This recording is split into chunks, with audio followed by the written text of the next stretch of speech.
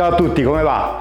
Oggi vedremo i 5 principali errori che fanno i principianti quando iniziano a saltare la corda, più un errore bonus, quindi mi raccomando resta fino alla fine del video. Quando impariamo delle nuove abilità, infatti, tutti noi passiamo attraverso una serie di step, di passaggi che prevedono anche molto spesso degli errori che sono costanti in tutti quanti. Quelli che vedremo oggi sono 5 errori che ho fatto io quando ho cominciato, quando ero anche io un principiante, e che hanno fatto molte delle persone che seguo e che sono riuscito a correggere con il tempo. Vedremo anche le principali soluzioni a questi errori, in modo che tu possa progredire, allenarti e divertirti. Allora cominciamo. Errore numero 1. Utilizzare una corda di una lunghezza non corretta. Come spiego in questo video, infatti, una corda di una lunghezza non adeguata alla tua altezza può essere un problema e può ostacolarti nella tua tecnica. Se una corda è troppo corta, infatti, non sarà facile farla passare sotto le gambe, dovrai modificare la tua postura e piegarti su te stesso. Mentre se la corda sarà troppo lunga, non potrai raggiungere il grado di tensione che ti serve per farla roteare velocemente. Quindi, non appena compri la corda, la cosa ideale è misurarla. Se segui attentamente quello che ti faccio vedere in queste immagini, basta semplicemente distenderla davanti a te, poggiare il piede al centro della corda, un solo piede, dopodiché distendere le due estremità in modo che arrivino all'altezza più o meno del centro del petto, in corrispondenza dei capezzoli. Questo vuol dire che quando distenderai anche le maniglie, queste arriveranno all'altezza della tua ascella col braccio disteso. Errore numero 2. Usare troppo o usare nel modo sbagliato le gambe. Infatti, quando iniziamo a saltare la corda, il nostro sistema nervoso ancora non conosce il movimento, non padroneggia lo schema motorio e quindi creerà un'immagine mentale approssimativa di questo movimento. Un'idea appunto che viene associata al movimento del saltare è proprio quello di spingersi troppo in alto, come puoi vedere in queste immagini, quindi di esagerare il movimento del salto, oppure ancora scalciare verso dietro, quindi saltare tirando via i piedi in modo da agevolare il passaggio della corda, avendo paura appunto che sbatta contro i piedi stessi se non li tiriamo troppo su. Sia saltare troppo in alto, ma anche scalciare dietro e piegare troppo le gambe porta a una tecnica scorretta che ti impedirà di avere delle buone performance. Inoltre, un utilizzo scorretto delle gambe può anche causarti dolori articolari alle ginocchia, per esempio se salti appunto troppo in alto e vai a impattare troppo forte col suolo, o anche alla schiena. È importante quindi, per acquisire la tecnica corretta e risolvere questo problema, concentrarsi su fare dei piccoli saltelli,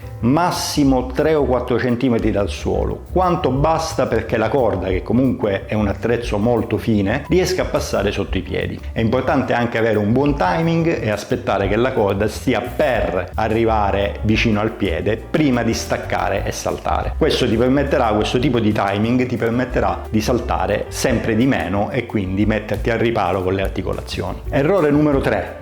Usare troppo o usare male le braccia. Una tendenza che si trova in molti principianti, che io avevo quando ho cominciato, è quella di tenere i gomiti troppo larghi, troppo lontani dal corpo. Questo non fa altro che accorciare la corda e quindi ci ritroviamo al problema numero 1, cioè avremo una corda troppo corta ma perché teniamo i gomiti troppo larghi. La soluzione è cercare di tenere i gomiti il più possibile vicini all'addome e non enfatizzare troppo il movimento delle braccia e delle spalle, cercando di focalizzarlo appunto sul polso e sul movimento dell'avambraccio. Un altro errore collegato a un uso eccessivo delle braccia è proprio quello di fare dei movimenti troppo ampi, troppo esagerati, che questa è una conseguenza di quello che dicevamo prima a proposito di un utilizzo eccessivo delle gambe e fa parte di uno schema motorio ancora non ben allenato e non ben definito. L'immagine che il nostro sistema nervoso si è fatta in maniera ancora inesperta di come una persona salta la corda probabilmente è proprio attraverso un utilizzo importante delle braccia e delle gambe. Questa è un'idea errata che si è creata nel nostro sistema nervoso e dobbiamo allenarlo affinché si costruisca un'idea corretta. Il movimento del salto della corda infatti è quasi esclusivamente incentrato all'altezza del nostro centro di potere, il centro da cui origina tutta l'energia del nostro corpo, che è il core, la fascia addominale. E infatti il movimento delle braccia, come vi dicevo prima, deve essere il più possibile con i gomiti stretti vicino al corpo, con le mani all'altezza delle anche rivolte verso avanti, e tutta la rotazione della corda parte dal movimento dei polsi e in sinergia quello degli avambracci. E il movimento movimento di accelerazione della corda si focalizza all'interno della parte mediana del nostro corpo, diciamo più o meno all'altezza dell'ombelico. Errore numero 4, il doppio salto. Il doppio salto infatti è forse uno degli errori più diffusi in chi comincia ed è importante fare attenzione ad alcuni aspetti per poterlo correggere in maniera efficace. Infatti è un errore sottile perché non ci impedisce di saltare la corda. Spesso è un accomodamento che trova appunto chi inizia a saltare la corda per poter bypassare gli altri errori che sta commettendo, che vedevamo prima, e riuscire comunque a fare una serie di salti uno dopo l'altro. Il doppio salto infatti non è un errore così grande che ci impedisce di continuare a saltare, e spesso facendo il doppio salto è anche possibile avere una certa fluidità e allenarsi anche con una certa continuità. Sicuramente tuttavia, come potete vedere, non dà una grande immagine di atletismo e in più è comunque un movimento lento, errato, e che rappresenterà per tutto il tempo del vostro allenamento un collo di bottiglia alla vostra performance e ridurrà l'efficacia del vostro allenamento qualunque sia il vostro obiettivo, se volete dimagrire, tonificarvi o semplicemente divertirvi. Per questi motivi è fondamentale togliersi questo vizio il prima possibile. Un modo per correggere questo problema, che io ho utilizzato in maniera positiva sia con me sia su molte delle persone che seguo, è quello di tornare un passo indietro e iniziare a saltare di nuovo senza la corda. Come vi spiego anche in questo video, tornare a saltare senza la corda ci permette di non pensare più a quello che fanno le braccia e concentrarci invece sul ritmo che devono avere le gambe e il saltello dei piedi, concentrarci su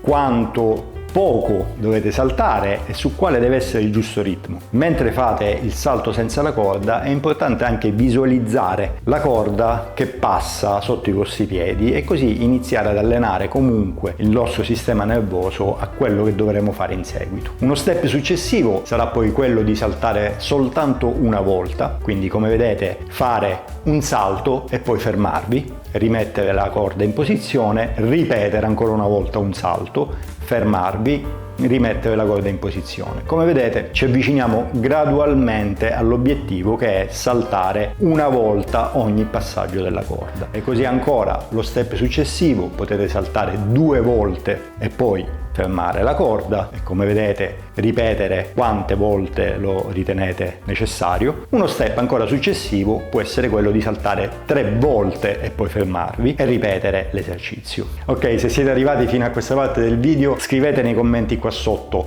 mai più doppi salti. Errore numero 5: esagerare. Come sappiamo è normale, capita a tutti, quando iniziamo a fare qualcosa di nuovo, abbiamo tanta voglia, abbiamo tanta passione, succede di esagerare, di allenarsi troppo, di non dare sufficiente tempo alle articolazioni e all'organismo per recuperare. Questa è anche un po' una conseguenza del mondo in cui viviamo, dell'idea di fitness collegata al concetto no pain, no gain, che è molto diffusa nel nostro periodo storico e che quanto di più lontano e quanto di più sbagliato ci possa essere da una vita fisica sana e attiva e finalizzata al benessere della persona. In primo luogo, infatti, allenarsi fino allo sfinimento è del tutto inefficace. Il nostro corpo ha dei tempi fisiologici e biologici di recupero e in realtà i momenti in cui noi ci riposiamo, la giornata di stacco dopo l'allenamento, è proprio il momento in cui il nostro corpo ricostruisce le cellule e il tessuto muscolare che è andato distrutto durante l'allenamento per renderlo più forte e più potente.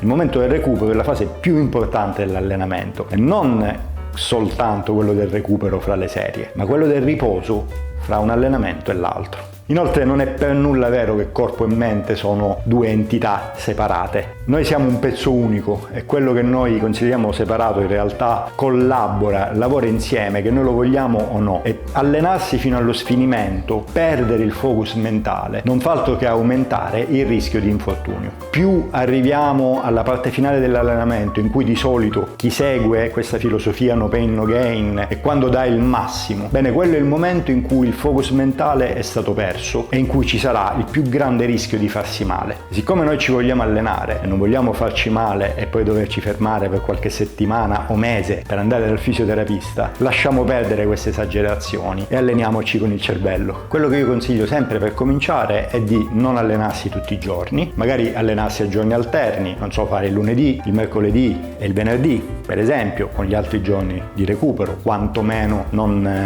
allenarti con la corda. E anche all'interno dei giorni di allenamento, se stai cominciando, non fare troppo, non strafare, quindi inizia facendo semplicemente 2 minuti cumulativi di salto della corda, poi magari la settimana dopo puoi passare gradualmente a 5 minuti e via dicendo, ma sempre tenendo in mente che non è una gara con nessuno, è soltanto un modo per migliorare la tua tecnica con un attrezzo che ti può veramente dare tanti benefici. Per questo è importante avere i giusti tempi di recupero e permettere al sistema nervoso, ai muscoli e alle articolazioni di metabolizzare e digerire l'allenamento che hai fatto il giorno prima e potersi preparare per l'allenamento del giorno dopo. Bravissimi, siete arrivati fino a qui, fino all'errore bonus, che è quello di non divertirsi durante il processo. Imparare a saltare la corda, infatti, significa imparare una nuova abilità e questo può essere frustrante. Si può andare incontro a tanti errori e non si è perfetti sin dal primo momento. Però è un'attività davvero utile. Saltare la corda è infatti incredibilmente efficace per dimagrire, perdere peso e modellare il corpo. E in più è un'attività incredibilmente divertente e più diventerete bravi a farlo e più vi divertirete con nuove combinazioni nei salti o inserendola all'interno dei circuiti dei vostri allenamenti. Per questi motivi vi consiglio di godervi il percorso. Continuate ad allenarvi con costanza, cercate di applicare i consigli che vi do in questo video e mantenete i vostri allenamenti costanti, gradevoli, senza strafare e soprattutto senza mai paragonarvi agli altri, ma soltanto a voi stessi e ai progressi che avete fatto. Grazie per aver seguito il video, spero che sia stato utile. Se avete dei suggerimenti o se mi è scappato qualche errore, mettete pure nei commenti qui sotto. Dato che sei interessato a imparare bene a saltare la corda, ti consiglio di passare a questo video che trovi qua sopra. Non dimenticare di mettere mi piace a questo video e di iscriverti al canale se già non lo hai fatto. Allora ti aspetto in quest'altro video, altrimenti ti auguro una splendida giornata. Ciao!